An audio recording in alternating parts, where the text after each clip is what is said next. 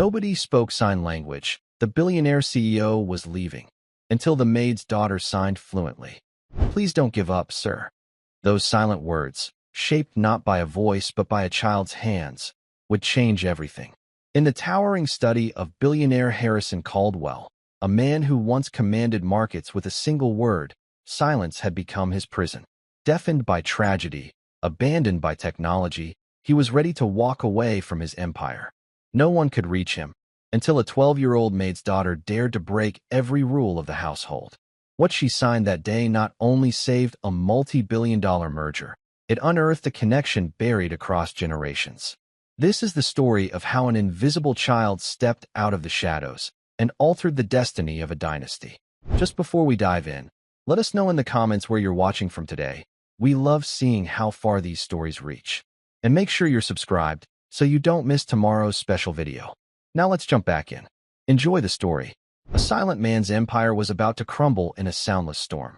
Harrison Caldwell, a titan of industry, was trapped in a world that had suddenly gone quiet. And in his grand mansion, the only person who could understand his silent pleas was the one person no one was supposed to see. The silence in Harrison Caldwell's study was not peaceful. It was a thick, suffocating blanket woven from frustration and raw power.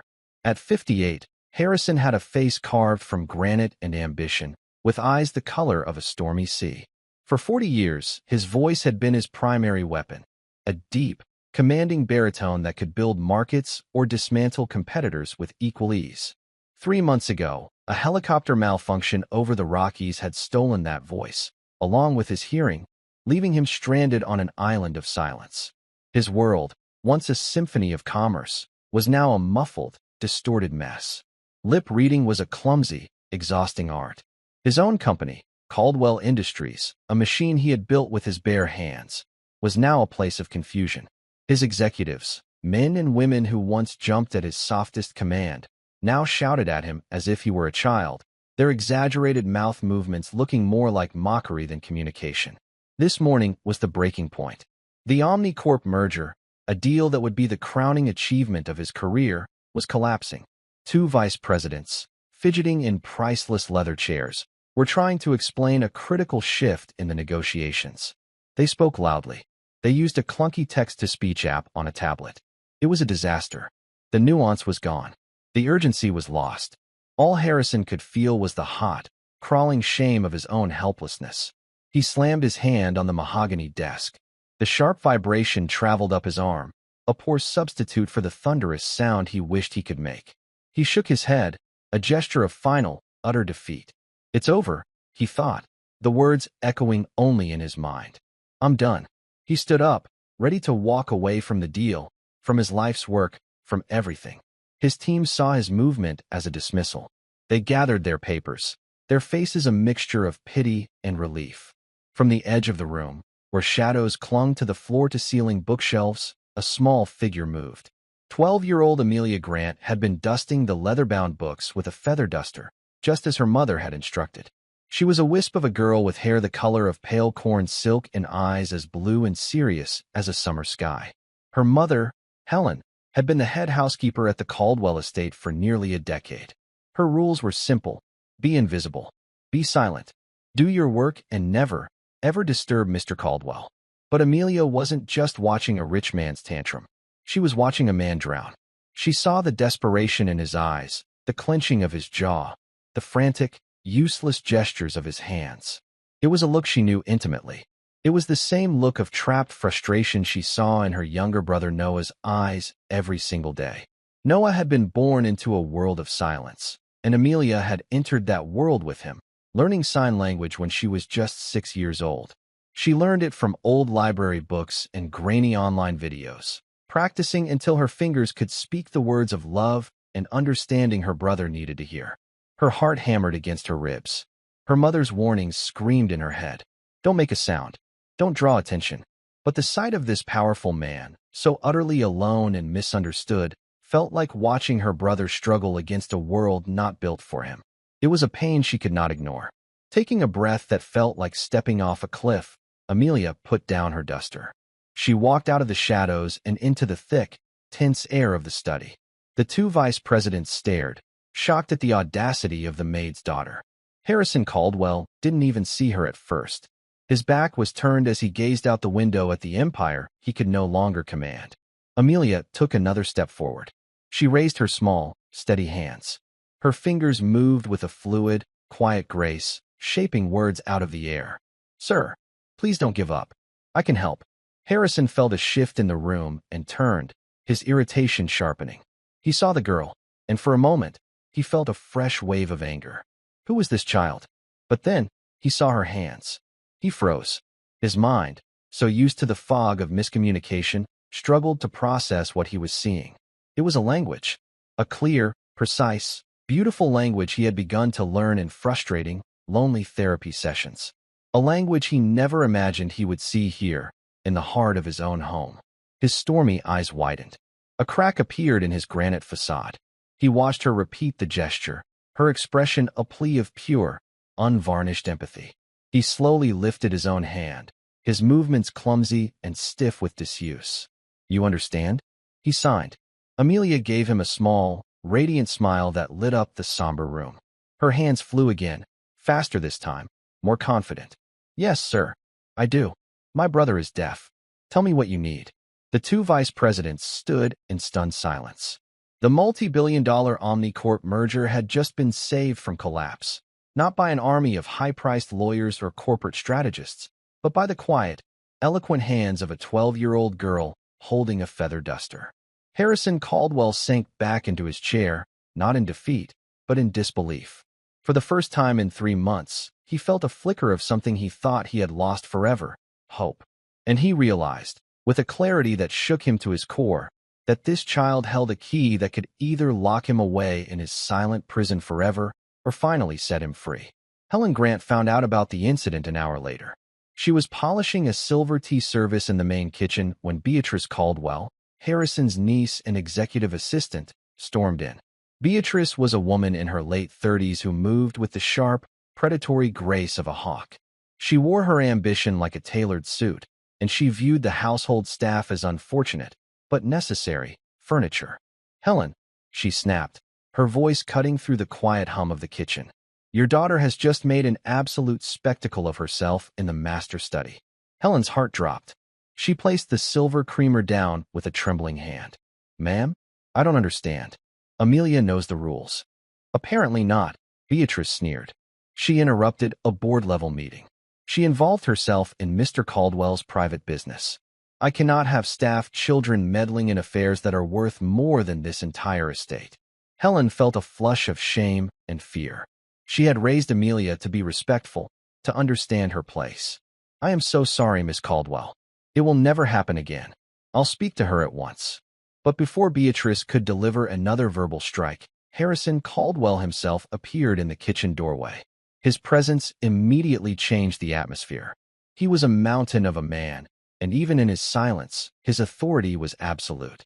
He looked directly at Beatrice, his expression unreadable, and then his gaze shifted to Helen. He raised his hands, and with Amelia now standing nervously beside him, he signed. Amelia, her voice small but clear, translated for her mother. He says, "Helen, your daughter did not meddle. She succeeded where everyone else failed. She has a rare skill, and I need it." Helen stared, dumbfounded, looking from the billionaire to her own child. This was a world she did not understand. People like the Caldwells did not need people like them, not for anything more than cleaning and cooking. Beatrice's face tightened into a mask of polite fury. "Uncle Harrison," she said, speaking slowly and over-enunciating, as if he were a tourist who didn't understand the local currency. "This is highly irregular. We can hire a team of professional, certified interpreters. We don't need to rely on a child." Harrison's eyes flashed with impatience. He signed again, his movements sharp and decisive. He says, "The professionals you hired speak words. This child speaks with understanding. I have made a decision." Harrison paused, looking directly at Helen, his gaze softening slightly. "I am promoting you to estate manager. Your salary will be tripled. Your only new duty is to ensure that Amelia is available to assist me whenever I require it." The kitchen fell silent. Helen felt dizzy, as if the floor had tilted beneath her feet. Estate manager? It was an impossible leap. It was a dream she never would have dared to have. But the cost of that dream was her daughter, thrown into the center of a world of corporate sharks and family intrigue. Sir, Helen stammered, I don't know what to say. Amelia has school. She has homework. She will have the finest tutors in the country. Amelia translated, her own eyes wide with a mixture of excitement and fear. She can do her schoolwork here at the estate. He says her education is a priority. But he says his company is his legacy, and right now, she is the only one who can help him protect it. Beatrice watched the exchange, her lips pressed into a thin, bloodless line.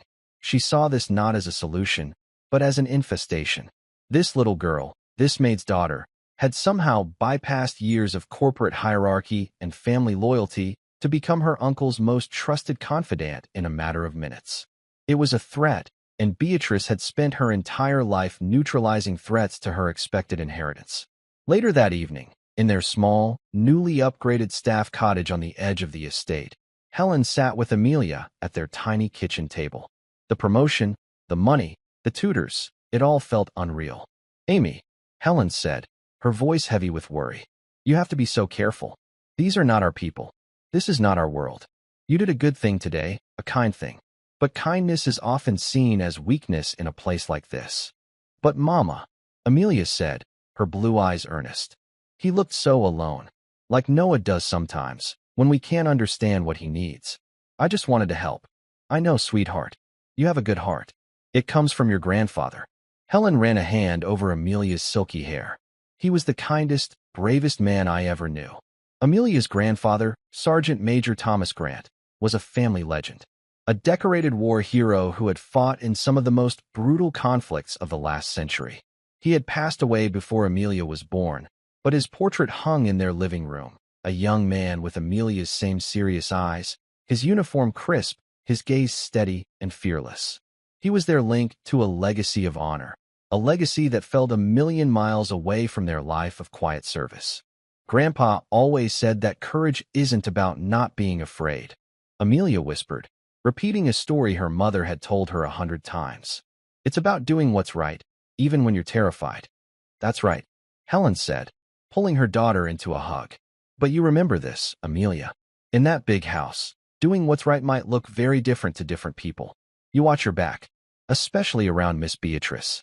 Amelia nodded, but she wasn't thinking about Beatrice.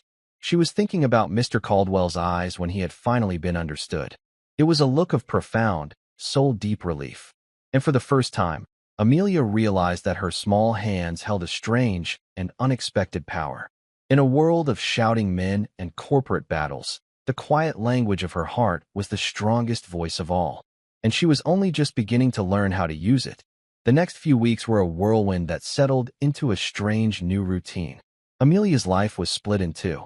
In the mornings, a private tutor, a kind-faced woman named Mrs. Gable, would arrive at the cottage to guide her through algebra, literature, and history. But her afternoons were spent in the charged, silent world of Harrison Caldwell. She became his shadow, a small, blonde presence in rooms filled with powerful men.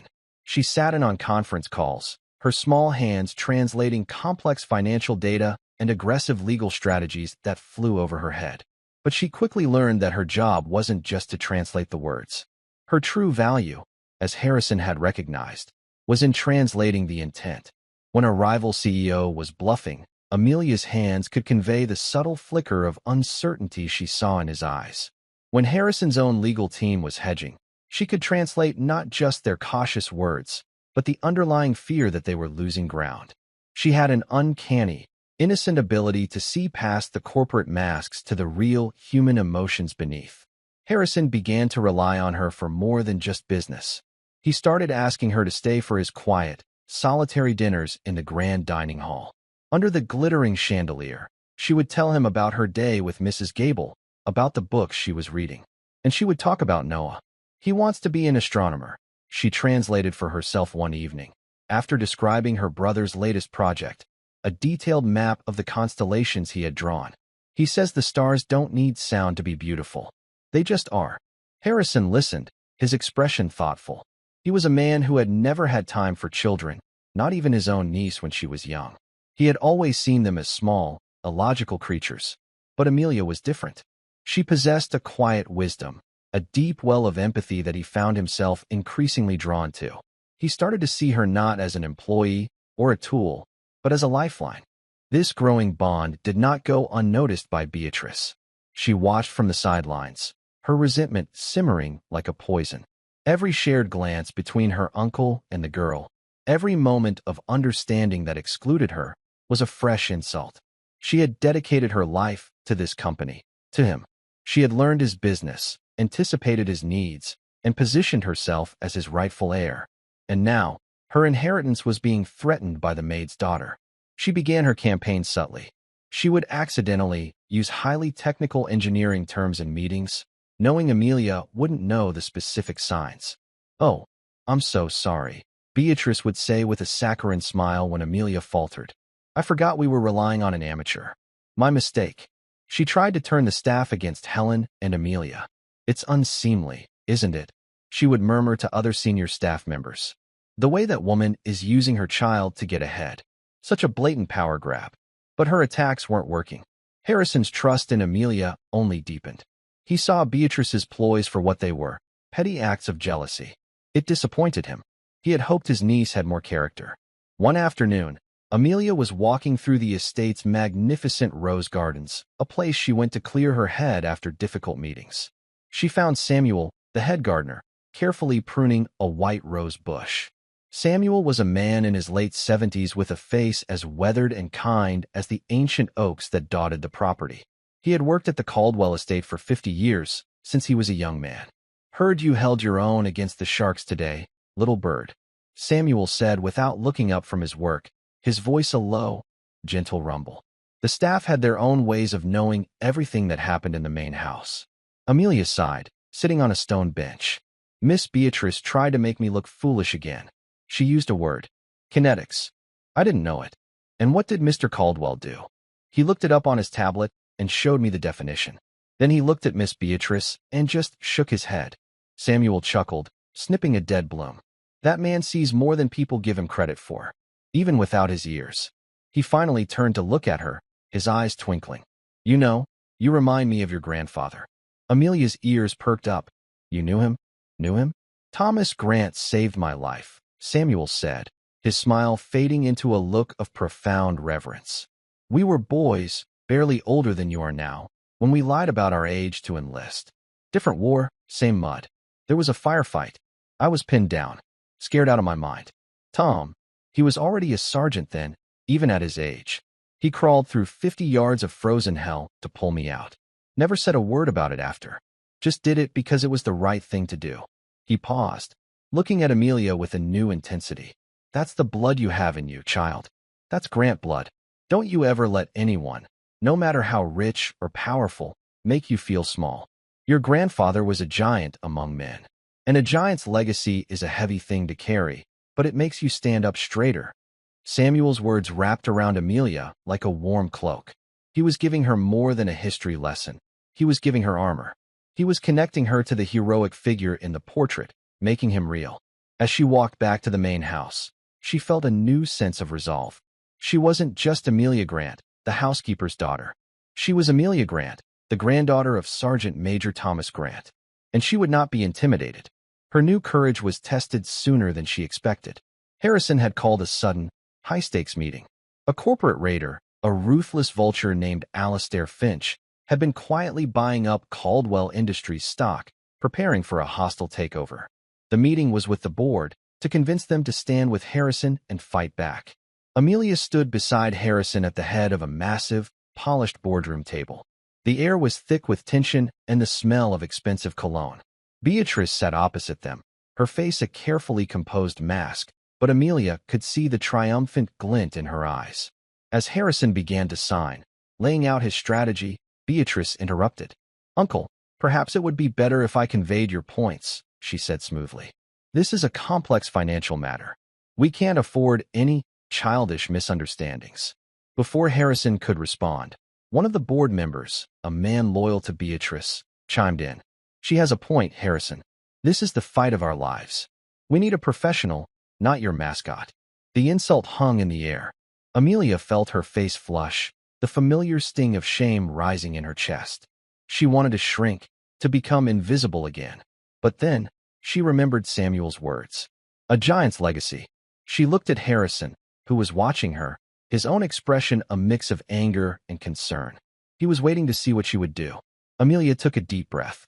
She stood up a little straighter. She met the board member's condescending gaze. And then she began to sign, not for Harrison, but for herself. Her hands moved with a fierceness and precision that stunned the room into silence. Mrs. Gable had been tutoring her not just in school subjects, but in public speaking and rhetoric. Amelia had been studying the speeches of great leaders. Now, she used that knowledge. Her hands spoke of loyalty, of legacy, of the difference between building something that lasts and simply tearing it down for profit. Her translation was no longer just a service. It was a performance, a passionate defense of the man she had come to respect so deeply. When she finished, the room was silent. She had not only defended Harrison's position, she had defended her own. She had proven, without speaking a single word, that she was not a mascot. She was a warrior. Harrison watched her, a slow, proud smile spreading across his face. He had seen a scared little girl blossom into a force to be reckoned with. He turned his gaze on Beatrice, and for the first time, he let her see the full, cold depth of his disappointment. In that moment, Beatrice knew she had overplayed her hand. She had tried to extinguish a small candle, and had instead lit a wildfire. The tide in the boardroom had turned. The members, moved by the raw, undeniable passion of the presentation, began to voice their support for Harrison. The battle was far from over, but a crucial line had been drawn, and it had been drawn by the steady, courageous hands of a 12-year-old girl. But as the meeting adjourned and a sense of fragile victory settled in, Amelia couldn't shake a feeling of unease. She had won this skirmish, but she knew Beatrice was not a woman who accepted defeat. The war for Caldwell Industries, and for her place within it, was just beginning. And she had a terrifying feeling that Beatrice's next attack would not be in the boardroom, but somewhere far more personal and far more dangerous. The aftermath of the board meeting was a period of deceptive calm. Beatrice retreated, becoming a model of cool efficiency. She was polite to Amelia, even offering her a thin, brittle smile in the hallways. But Amelia felt the chill of that smile. It was the cold stillness of the air before a violent storm. Harrison, buoyed by the board's renewed confidence, threw himself into the fight against Alistair Finch. He and Amelia were inseparable, working late into the night in his study, strategizing and planning. During these long hours, their bond deepened beyond that of a boss and his translator. He became a mentor, and she, in many ways, became his anchor to the world. He discovered her sharp, intuitive mind wasn't limited to understanding emotion. He started explaining the intricacies of the business to her, supply chains, market caps, leveraged buyouts. He did it first to give her context for the translations, but he soon realized she was absorbing it all with a startling quickness. She would ask questions so insightful they would make him pause and reconsider his own assumptions. "Why are we trying to protect the Akron factory so much?" she asked one night, pointing to a document. "The numbers say it's our least profitable asset." Harrison signed. "It is. But it was the first factory my father ever bought. It employs 300 people in a town with no other jobs. Sometimes, legacy is worth more than profit." Amelia nodded, her expression serious. "Grandpa Thomas used to say something like that. He said a good leader protects his soldiers, not just the mission." The mention of her grandfather piqued Harrison's interest. "Tell me more about him," he signed. "Sergeant Major Thomas Grant." So, Amelia told him the stories Samuel and her mother had passed down. Stories of his bravery, his humility, his unwavering moral compass. Harrison listened intently. The name felt vaguely familiar, like a half-remembered tune, but he couldn't place it. Meanwhile, Beatrice was not idle. Her new strategy was far more insidious than public insults. She knew she couldn't discredit Amelia's skill, so she decided to attack her character. She began a whispering campaign, planting seeds of doubt with key board members and Finch's corporate spies, who had ears everywhere. The narrative she spun was subtle but poisonous. The poor, innocent maid's daughter wasn't so innocent. She was manipulating the old, vulnerable CEO, isolating him from his family and his trusted advisors. She was filling his head with sentimental nonsense about unprofitable factories and legacy, weakening the company from the inside. Who knew what her mother, the new estate manager, was really after? They were grifters, preying on a man in a time of crisis. The whispers began to have an effect. Alastair Finch's team seized on the narrative, using it in their public campaign to portray Harrison as an unstable leader who was being controlled by a child. The company's stock began to slide. The pressure mounted. The final battle was to take place at the annual shareholders' meeting, which was being held in a grand hotel ballroom in New York City. Finch would be there to make his case for a takeover directly to the shareholders. Harrison would have one last chance to convince them to stand by him. It was all or nothing. The night before they were set to leave for New York, Helen came to Amelia's room. Her face was pale with worry. "Amy, one of the kitchen staff told me something," she began, her voice trembling slightly.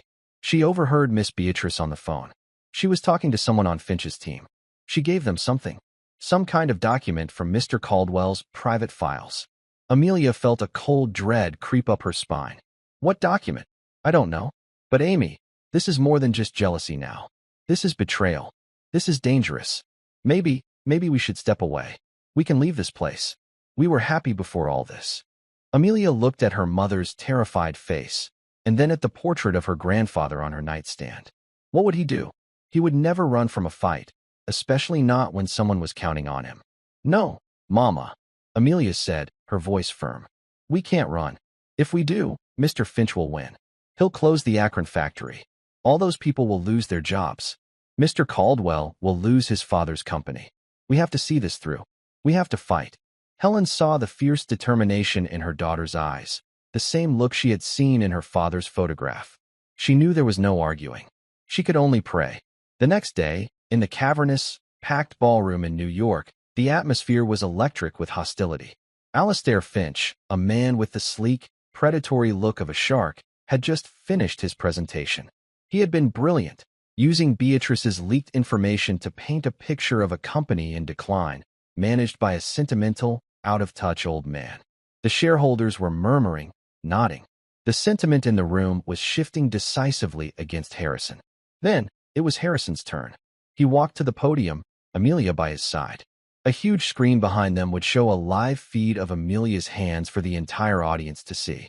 As they approached the stage, Beatrice intercepted them, a look of fake concern on her face.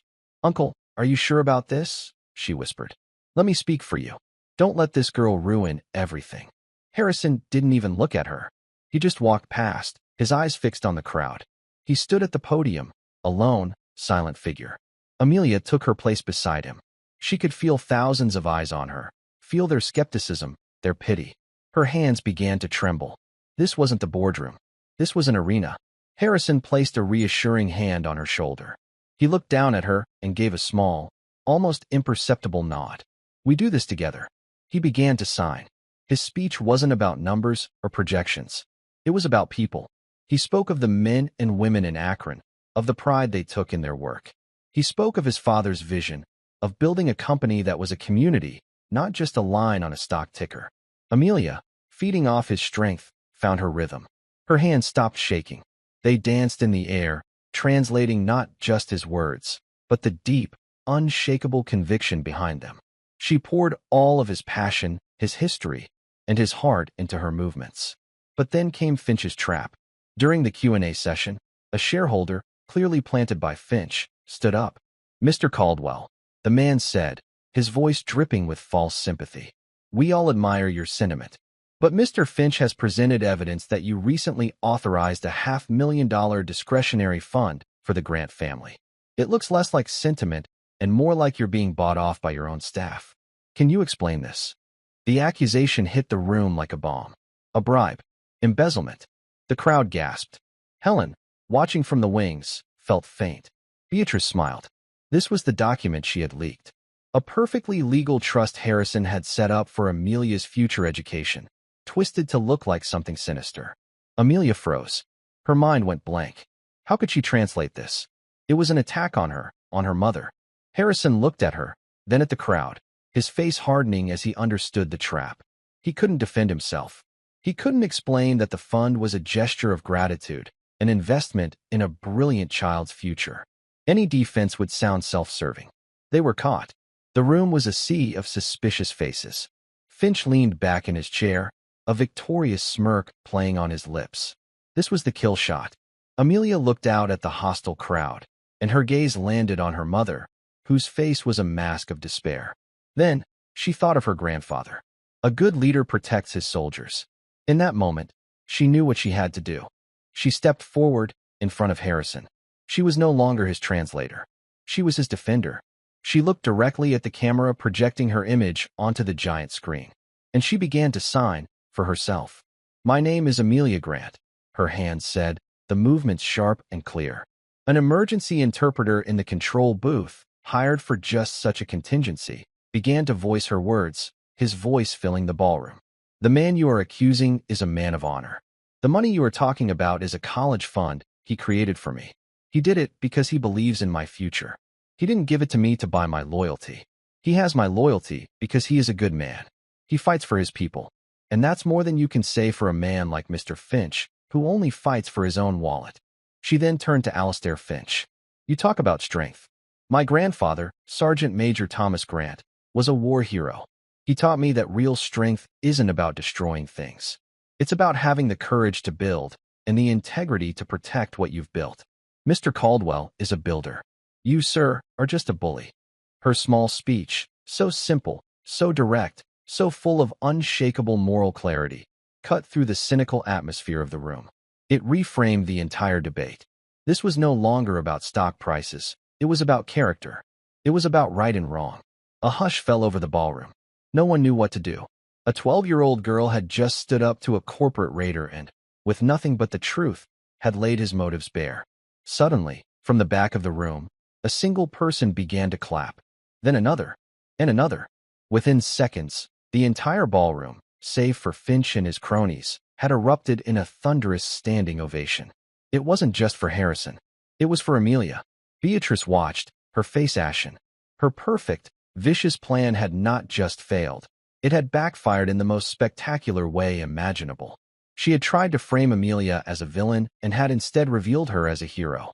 Harrison Caldwell stood behind Amelia, his eyes shining with tears. He put his hands on her shoulders, a silent, powerful gesture of pride and gratitude. He had come here to save his company. He hadn't realized he would be saved, in turn, by the fierce, loyal heart of a little girl.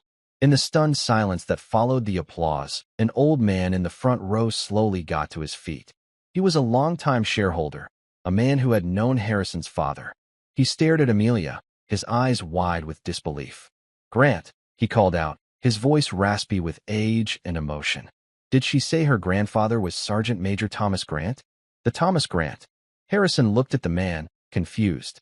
He signed to Amelia. "What is he saying?" Before Amelia could respond, the old man spoke again, his voice trembling. "Harrison, your father told me stories.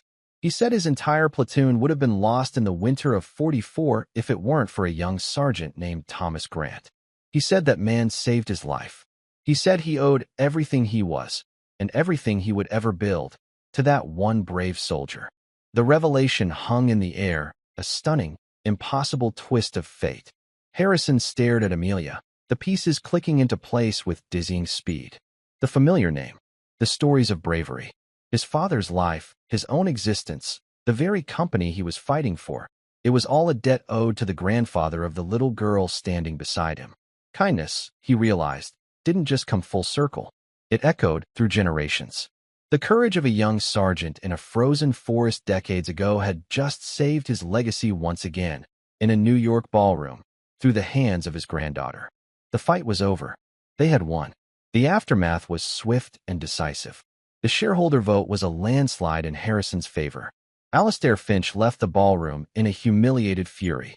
Beatrice, exposed as a traitor, was fired before she even left the building, her corporate career in ruins.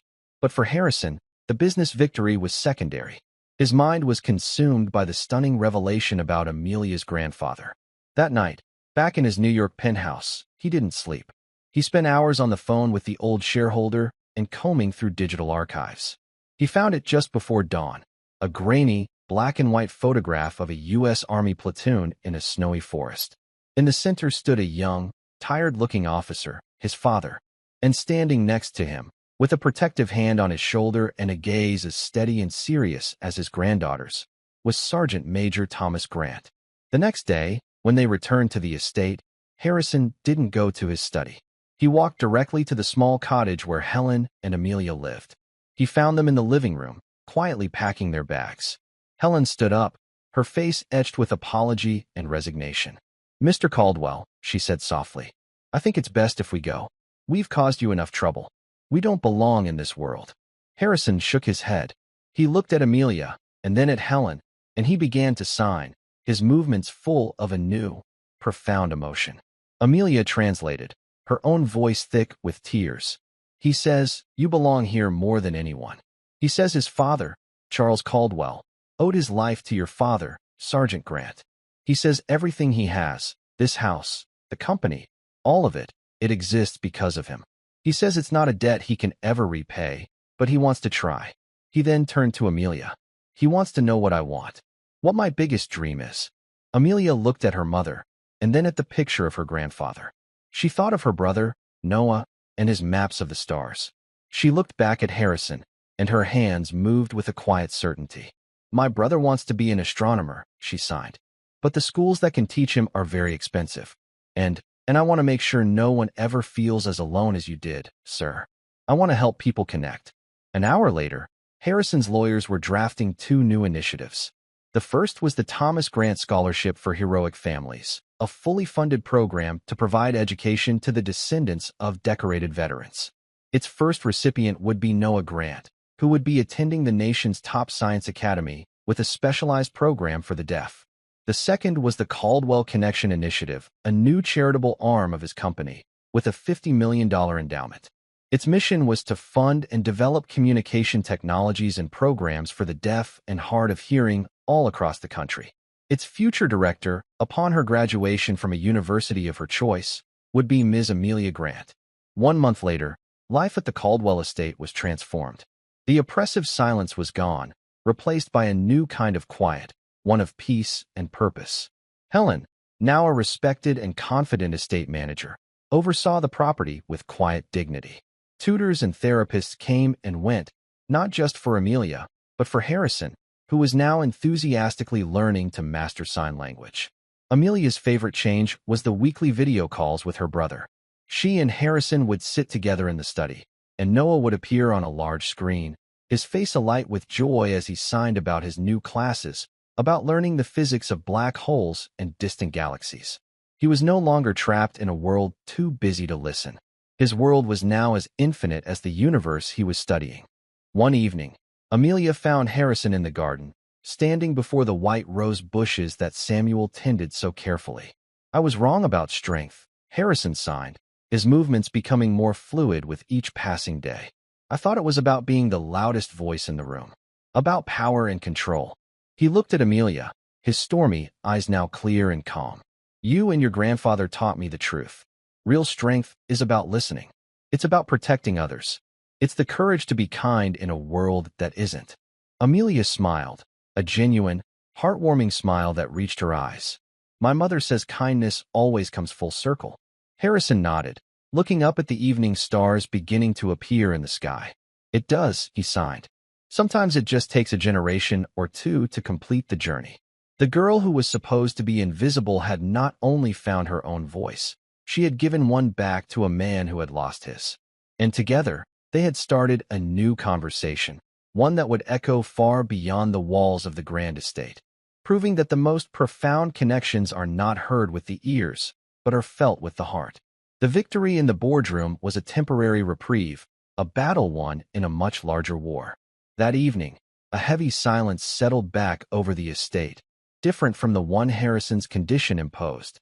It was the quiet of anticipation, the tense hush before a storm makes landfall. Harrison found Amelia in the vast library, curled up in a leather armchair that seemed to swallow her whole. A thick book on corporate ethics lay open in her lap, though she wasn't reading. She was staring into the cold, dark fireplace, her small face etched with a worry that didn't belong on a 12-year-old. He sat in the chair opposite her, the leather groaning softly. He waited. He was learning that with Amelia, Patience was a language all its own. Finally, she looked up, her blue eyes reflecting the dim light. She began to sign, her movements slow, hesitant. Today, in that room, I saw her face. Miss Beatrice. She wasn't just angry that she lost. She was happy. Happy that we were fighting. It's like she wants you to fail, even if it means she fails, too. Harrison's expression was grim. He nodded, his own hands forming the words with a heavy finality. Hate is a poison, Amelia. Sometimes, people would rather drink it themselves than see their enemy go thirsty. He paused, his gaze intense. You were brave today. Braver than any executive I've seen in 30 years. You have the heart of a lion. The praise warmed her, but it didn't erase the cold knot of fear in her stomach. Lions can still be caught in traps, she sighed. And she's setting one. I can feel it. Then we will be watchful. Harrison signed back, his resolve hardening. We will face it together. But Amelia knew that some traps weren't meant for lions. They were meant for the people lions cared about. The next afternoon, seeking a respite from the mansion's heavy atmosphere, Amelia found Samuel in the greenhouse, a humid, fragrant world of vibrant green. He was tending to a collection of delicate orchids, his gnarled fingers surprisingly gentle. Trouble follows power like a shadow, little bird, he said, sensing her disquiet without even looking at her. And you're Mr. Caldwell. He casts a long shadow indeed. It's not him I'm worried about, Amelia confessed, tracing the pattern of a water droplet on a broad leaf. It's his niece. She's going to do something terrible. Samuel set down his watering can and turned to her, his eyes kind. Your grandfather, Thomas, he dealt with a situation like that once. Not in a fancy boardroom, mind you. In the middle of a godforsaken jungle. Amelia sat on an overturned crate, her attention captured. There was a man in their unit, Samuel began, his voice dropping low. A corporal. Smart, capable, but eaten up with jealousy. He thought he should have been made sergeant instead of your grandfather. He started small. A rumor here, a misplaced supply order there. Minor things, meant to make Tom look incompetent. What did Grandpa do? He knew who it was. Everyone did. But he did nothing. He just kept doing his job, leading his men, making sure everyone was safe. He told me once, you never give a snake the satisfaction of knowing you hear it hissing. You just watch where you step. Samuel picked up a small pair of shears, snipping a yellowed leaf. But then it got serious. The corporal forgot to relay a message about an enemy patrol. It was a lie. He got the message, he just buried it. It nearly got 2 men killed. After that, Tom knew he couldn't just watch anymore. Did he punish him? Amelia asked, leaning forward. No, Samuel said, and the single word was heavy with meaning. Punishment was too simple. That night, your grandfather went to the corporal's tent. He didn't yell. He didn't threaten. He just sat down and started cleaning his rifle. And he told him a story about another soldier, in another war, who had betrayed his unit and what had happened to him. He never mentioned the corporal's name. He just told the story. When he was done, he got up and left. What happened? The next morning, the corporal requested a transfer to the most dangerous outpost they had. He spent the rest of his tour proving he was a loyal soldier. Tom knew that shame, when it comes from within, is a more powerful force than any punishment from the outside. He didn't destroy the man. He gave him a chance to save himself. Samuel looked at Amelia, his gaze piercing. Beatrice Caldwell is not that corporal. She has no honor to appeal to. But the lesson is the same. A snake will always show its fangs eventually. Your job is to be ready when it strikes, and not let its venom poison you. Amelia left the greenhouse feeling both wiser and more afraid. Samuel's story gave her a framework for understanding Beatrice's treachery, but it also confirmed its inevitability. Beatrice wasn't trying to save herself. She was trying to destroy Harrison, and she wouldn't stop until she succeeded. Meanwhile, Beatrice was making her move. Her campaign of whispers had softened the ground, and now it was time to plant the seeds of true destruction. She arranged a meeting at a discreet, upscale restaurant far from the Caldwell estate. The man who met her was Philip Shaw, Alastair Finch's ruthless chief of strategy. So glad you could make it, Beatrice, Shaw said, his smile all teeth. Alastair was so pleased to hear you were willing to be cooperative. Let's dispense with the pleasantries, Philip, Beatrice said, her voice cold. I have what you need to tip the scales at the shareholder meeting, but it comes at a price. Of course, Shaw said, leaning forward eagerly. When Alistair takes over, the CEO position is mine. Non-negotiable. Shaw's smile widened. Consider it done. Now, what do you have for us? Beatrice slid a slim folder across the table. This is a copy of a private trust my uncle set up. A $500,000 fund for the Maid's daughter. It's framed as an educational trust, but you and I know what it looks like. It looks like a payoff. It looks like he's being manipulated, his judgment clouded. It's the perfect weapon to paint him as unfit to lead. Shaw opened the folder, his eyes scanning the document. A low whistle escaped his lips. This is gold, Beatrice. Pure gold. With the rumors you've already been spreading, this will be the nail in his coffin. Just make sure it's a coffin, Philip, Beatrice said, a venomous glint in her eyes. Not a slap on the wrist. I want him ruined. The poison began to spread faster than they could have imagined. 2 weeks before the New York meeting, Harrison received a call from his oldest friend and banker, a man named George Thornhill. George insisted on an in-person meeting. He arrived at the estate looking grim. They met in the study, with Amelia present to translate. Harrison, I'm hearing things, George said, foregoing any preamble. Ugly things. That you're no longer making rational decisions. That you've isolated yourself and are being unduly influenced by the child. He glanced uncomfortably at Amelia. Harrison's face was like stone. He signed to Amelia. Tell him he should know better than to listen to gossip. This is more than gossip, Harrison. George insisted, his voice rising. I've seen a document. A fund you set up. $500,000. In this climate, with Finch circling, it's indefensible. It looks like you're being blackmailed, or you've lost your mind. The board is spooked. The banks are nervous. You're hemorrhaging credibility. Harrison's hands flew, his movements sharp with anger and betrayal. That fund is an investment in a brilliant mind. It is an act of gratitude to the one person who has shown me more loyalty and integrity than my own family. Tell him, Amelia. Amelia translated his words, her own voice steady despite the insult from George. George shook his head, his expression pained.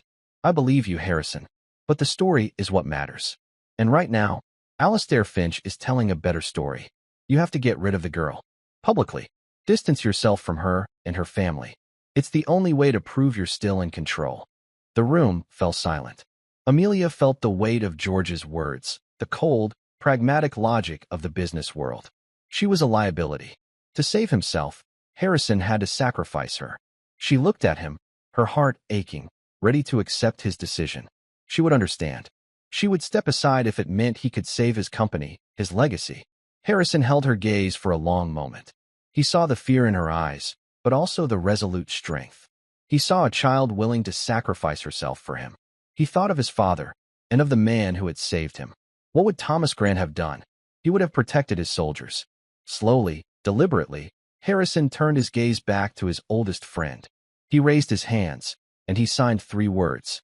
Amelia's voice was a soft whisper as she translated. He says, "Get out, George." The rejection of his friend, of the easy path, was a declaration of war. Harrison had made his choice. He wasn't just fighting for his company anymore. He was fighting for her. He was fighting for the principle that loyalty and honor were worth more than stock prices and public opinion. Just days later, as if to test his resolve, a crisis erupted at the Akron factory.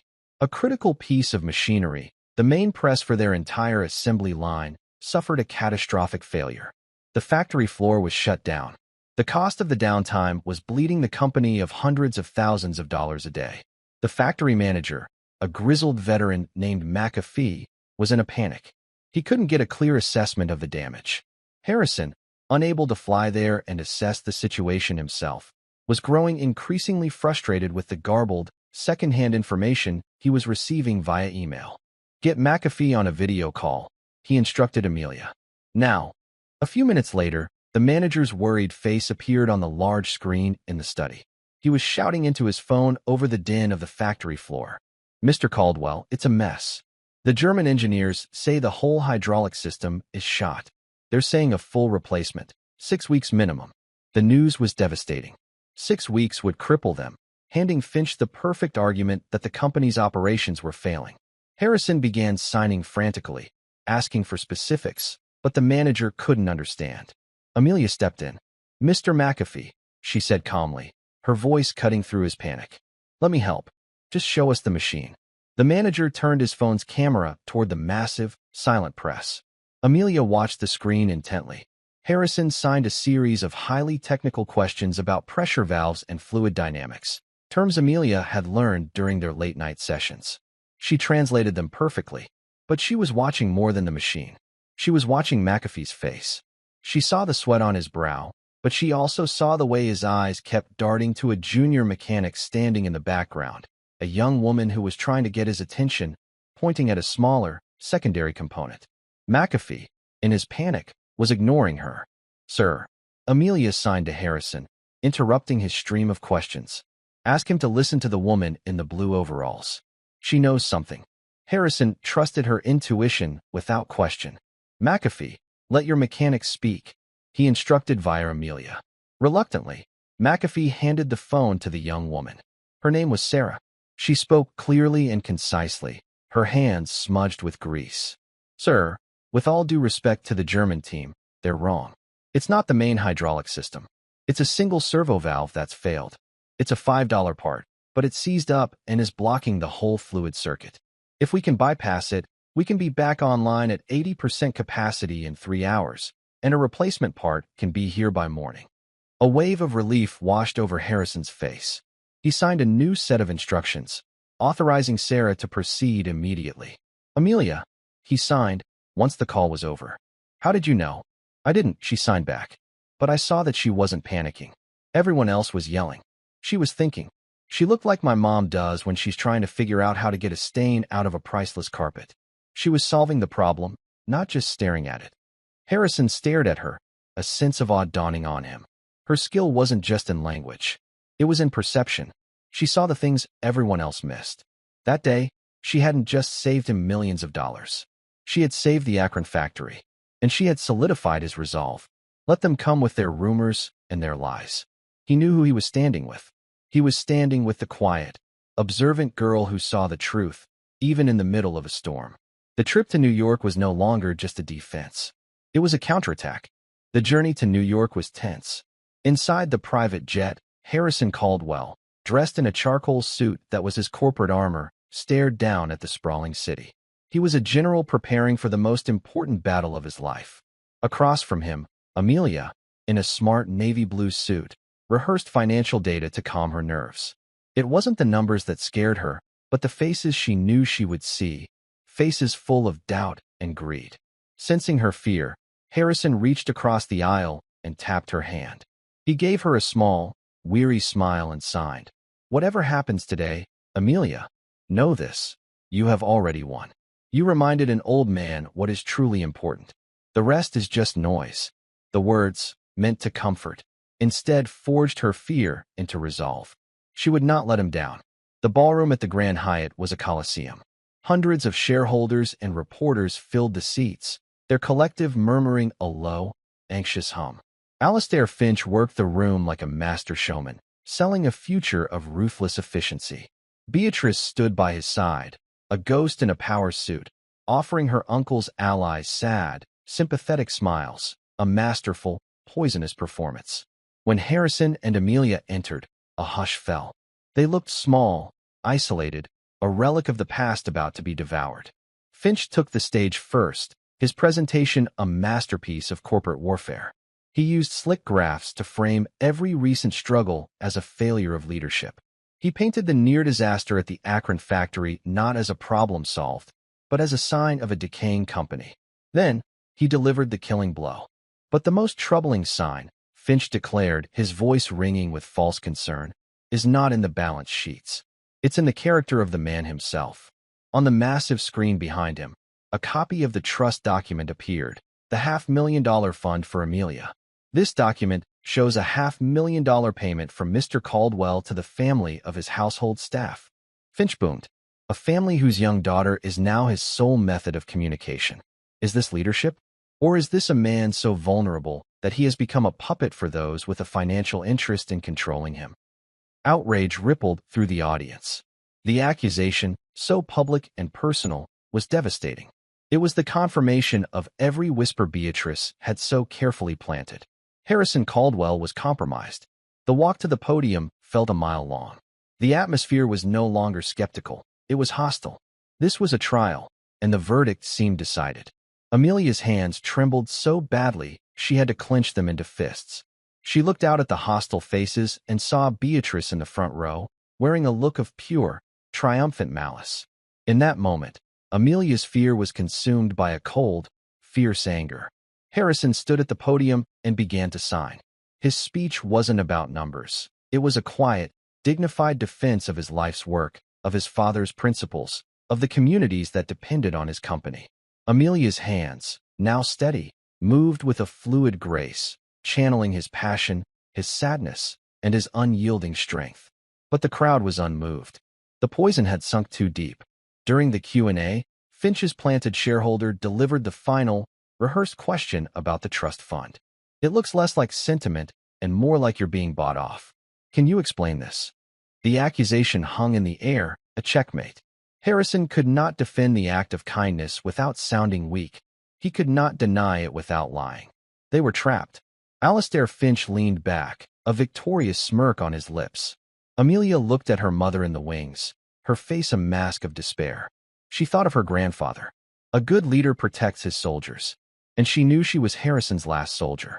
She stepped forward, in front of the podium, in front of Harrison.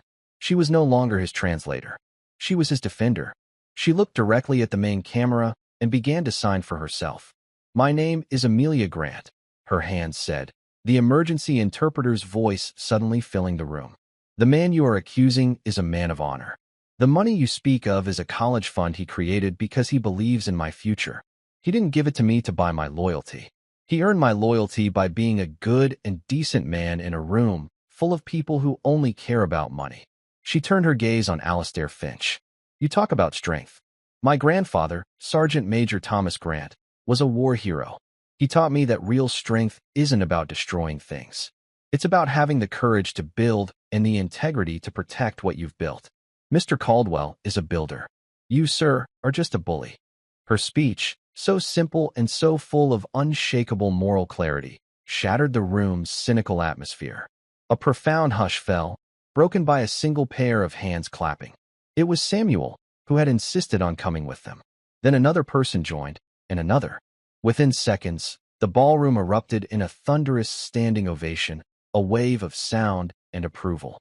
Beatrice's face was ashen. Her perfect plan had backfired spectacularly, revealing Amelia not as a villain, but as a hero. Harrison stood behind the girl, his eyes shining with tears, his hands resting on her shoulders in a gesture of profound pride and gratitude. In the stunned silence that followed, an old board member, Arthur Penhaligon, slowly got to his feet. "Grant," he called out, his voice raspy with emotion. "Did she say her grandfather was Sergeant Major Thomas Grant? From the 101st Airborne?" He turned to the audience, his voice trembling. Harrison's father, Charles Caldwell, was a young lieutenant in that division. His platoon was cut off in the winter of '44. They were out of ammo, out of hope. Charles was wounded. Arthur's gaze locked with Harrison's. A young sergeant named Thomas Grant refused to leave him. He carried Charles on his back for 2 miles through enemy territory. He saved his life. Charles told me on his deathbed that he owed everything, this company included, to the courage of that one brave soldier. The revelation descended upon the room. Harrison stared at Amelia, the pieces clicking into place. His father's life, his own existence, the very company he was fighting for. It was all a sacred debt owed to the grandfather of the little girl standing beside him. Kindness, he realized, didn't just come full circle. It echoed through generations. The courage of a young sergeant in a frozen forest decades ago had just saved his legacy once again, through the steady, eloquent hands of his granddaughter. The fight was over. They had won. And that's where we'll end the story for now. Whenever I share one of these, I hope it gives you a chance to step out of the everyday and just drift for a bit. I'd love to know what you were doing while listening. Maybe relaxing after work, on a late-night drive, or just winding down. Drop a line in the comments. I really do read them all. And if you want to make sure we cross paths again, hitting like and subscribing makes a huge difference. We are always trying to improve our stories, so feel free to also drop your feedback in the comment section below. Thanks for spending this time with me.